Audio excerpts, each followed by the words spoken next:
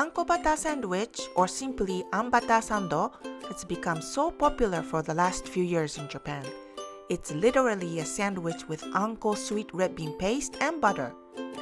You can make anko from scratch following our recipe or use a store-bought anko to make it easier.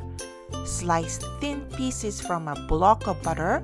We are using a good quality salted butter here for flavor. Make a diagonal cut on a roll of bread. You can use any kind of bread you like.